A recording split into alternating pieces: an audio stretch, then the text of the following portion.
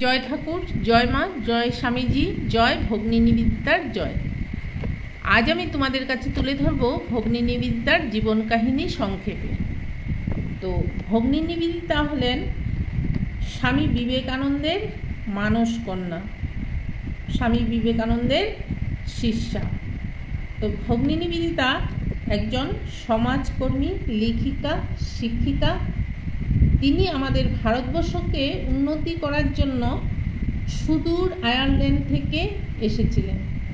ভারতের মাটিতে এসে ভগ্নী নিবেদিতা হলেন। রবীন্দ্রনাথ তাকে লোকমাতা বলেছিলেন, শ্রী অরবিন্দ বলেছিলেন শিখাময়ী। স্বামী বিবেকানন্দের আহ্বানে তিনি ভারতে এসেছিলেন। 1866 সালে 28শে অক্টোবর উত্তর আয়ারল্যান্ড শহরে মিস মার্গারেট এলিজাবেথ নোবেল জন্মগ্রহণ করেন। তার বাবা ছিলেন একজন ধর্মযাজক। তার পিতার কাছ থেকে এই শিক্ষা পেয়েছিলেন যে মানব সেবাই ঈশ্বর সেবা। তার পিতার মৃত্যুর আগে তার মা তাকে বলেছিলেন তাদের জ্যেষ্ঠ সন্তানের কাছে একদিন ঈশ্বরের আহ্বান আসবে। সেই আহ্বানে সাড়া দেওয়ার জন্য তিনি যেন নিবেদিতাকে সাহায্য করেন।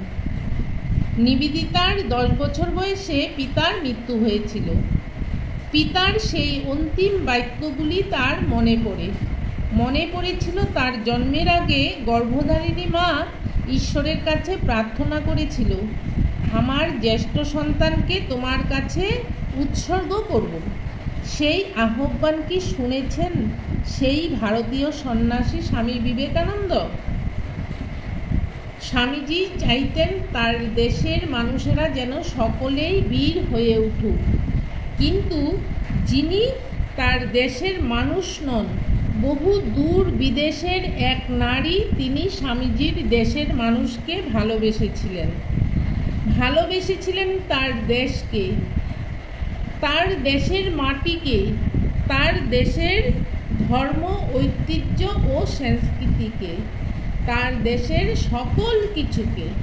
স্বামীজির আহ্বানে সেই নারী নিজের জীবন দিয়ে অক্ষরে অক্ষরে সাড়া দিয়েছেন। সেই বিদেশিনী নারী বিবেকানন্দের মানস কন্যা ভগ্নী নিবেদিতা। স্বামীজির সঙ্গে তার পরিচয়ের কিছুকাল পরের কথা। লন্ডনে স্বামীজি ধর্ম সম্বন্ধে ক্লাস করাইতেন। সেই ক্লাসে অনেকের সঙ্গে নিবেদিতাও উপস্থিত ছিলেন। স্বামীজি বলে উঠলেন, জগতে আজ কিসের অভাব জানো?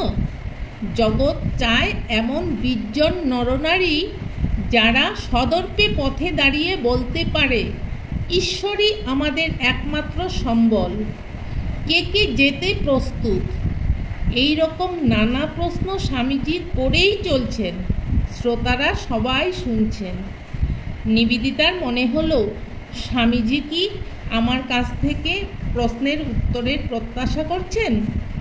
স্বামীজির কথাগুলি নিবেদিতার কানে ঝংকৃত হতে লাগল। স্বামীজি নিবেদিতার কাছে একটি পত্র লিখলেন, তোমার মধ্যে একটা জগৎ আলোড়নকারী শক্তি রয়েছে। ধীরে ধীরে আরও অনেক শক্তি আসবে। হে মহাপ্রাণ, উঠো, জাগো। জগৎ যন্ত্রণায় দগ্ধ হচ্ছে। তোমার কি নিদ্রা সাজে? এসো, আমরা আহ্বান করতে থাকি যতক্ষণ পর্যন্ত নিদ্রিত দেবতা জাগ্রত না হয়। নিবেদিতার সংকল্প স্থির হয়ে গেল, তিনি আত্মসমর্পণ করবেন। একদিন স্বামীজি তাকে মন্ত্রদীক্ষা দান করলেন। কয়েক মাস পর স্বামীজি ভারতে আসেন। ইংল্যান্ডের কাজের ব্যাপারে ভারত থেকে স্বামীজি নিবেদিতাকে পত্রের দ্বারা উৎসাহ দিয়েই চলছেন, কিন্তু নিবেদিতা অধীরভাবে চাইছেন যে ভারতে এসে স্বামীজির কাছে পূর্ণভাবে আত্মনিয়োগ করবেন। স্বামীজি ভাবলেন, নিবেদিতা ভারতে এসে জলবায়ু, মানুষের কুসংস্কার, দারিদ্রতা, নির্মম সমালোচনা এই সব সহ্য করতে কষ্ট হবে। এই কথা নিবেদিতাকে জানালেন। নিবেদিতা উত্তরে বললেন, আমি সব পরীক্ষা দিতে প্রস্তুত। তারপর নিবেদিতা ভারতে এলেন 1898 সালে 28শে জানুয়ারি। স্বামীজি তাকে ব্রহ্মচর্য দীক্ষা দান করলেন। তারপর নিবেদিতা কলকাতায় স্কুল করেছিল 1898 থেকে 1911 সন পর্যন্ত। এই 13 বৎসর ভারতবর্ষের জন্য কি না করে গেছেন তা এক অসাধারণ বীরত্ব ও অতুলনীয়। নিবেদিতার স্কুলে শ্রীমা আর তার সঙ্গিনীরা আসবে শুনে সবাই খুশি। নিবেদিতা, উলিবুলি, ম্যাকলাউড ওরা মায়ের ছবি তোলার জন্য আগে থেকেই হেরিংটনকে বলে রেখেছিল। তারপর মা নিবেদিতার ঘরে এসে বসলো। নিবেদিতা একটি আসনের উপর মাকে বসিয়েছিলেন। তারপর নিবেদিতা হেরিংটনকে বলল, যত তাড়াতাড়ি পারো মায়ের ছবি নেবে, আর যতগুলি পারো নেবে। তা শুনে হেরিংটন বলল, কেন, তোমরা মায়ের ছবি তুলতে এত আপত্তি কিসের? উলিবুলি বলল, ওসব তুই বুঝবি নে, এ মহিলা মানুষ নন। এটা মনে রেখো, মানুষের মাপকাঠি দিয়ে একে বিচার করা যায় না। যাক, তোমার খুব সৌভাগ্য, এমন একজনের ছবি তুলতে পেরেছ। এই ছবি একদিন ঘরে ঘরে পূজা হবে আর লোকে তোমায় ধন্যবাদ দেবে। তারপর শ্রীমাকে সবাই একে একে প্রণাম করল। তারপর শ্রীমা নিবেদিতাকে খুব ভালোবাসতেন। কখনো খুকি, আবার কখনো আমার নরেনের মেয়ে এই বলে মাথায় হাত দিয়ে আদর করত। নিবেদিতা শ্রীমাকে বললেন, মা, আজ আমি নিজে রান্না করে ঠাকুরের ভোগ লাগিয়েছিলাম, তার প্রসাদ দেব? শ্রীমা বললেন, নিশ্চয়ই খাবো। শ্রীমায়ের সঙ্গিনীরা বললেন, মা, তুমি কি খাবে? নিবেদিতার হাতে রান্না খাবে? মা বললেন, কেন খাবো না? ওনারা বললেন, কত গরু, কত শূকর খেয়েছে কে জানে। শ্রীমা বললেন, ভক্তের জাত নেই, এই হচ্ছে ঠাকুরের শিক্ষা। এরা সব সত্যি সত্যি ভক্ত। ভগবানের প্রতি এদের কত টান একবার ভেবে দেখো।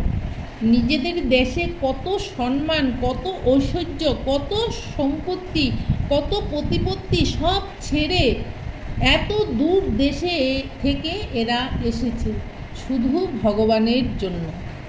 এই ভক্তি, অনুরাগ, এই ত্যাগ আমাদের দেশের কজনের মধ্যে আছে? এদের অন্ন তো শুদ্ধ অন্ন। মায়ের সঙ্গিনীরা বললেন, এদের দেওয়া কোনো জিনিস আমরা খাবো না। শ্রীমা বললেন, না বাছা, আমি তোমাদের খেতে বলবো না। এও বলি, যদি তোমরা মনে করো আমি ভুল করছি, তবে তোমরা আমার সঙ্গ ত্যাগ করতে পারো। ভারতের সবচেয়ে প্রভাবশালী মহিলাদের মধ্যে অন্যতম ভগ্নী নিবেদিতা। ভারতের জন্য অনেক কষ্ট, অনেক পরিশ্রম করেছিল। অতিরিক্ত পরিশ্রম করার ফলে কয়েক বছরের মধ্যে অসুস্থ হয়ে পড়েন। 1911 সালে জগদীশ বসু ও তার স্ত্রীর সঙ্গে দার্জিলিংয়ে বেড়াতে গিয়েছিলেন। সেখানে 13ই অক্টোবর শেষ নিঃশ্বাস ত্যাগ করেন। ভগ্নী নিবেদিতার মৃত্যুর সময় বয়স ছিল 44 বছর। দার্জিলিং শ্মশানে, যেখানে চিতায় তার দেহকে অগ্নিতে উৎসর্গ করা হয়েছিল, সেখানে ভগ্নী নিবেদিতা শান্তিতে নিদ্রিত, যিনি ভারতবর্ষকে তার সর্বস্ব অর্পণ করেছিলেন। ইতিহাসে তিনি চিরস্মরণীয় হয়ে থাকবে। জয় ভগ্নী নিবেদিতার জয়, জয় ভগ্নী নিবেদিতার জয়।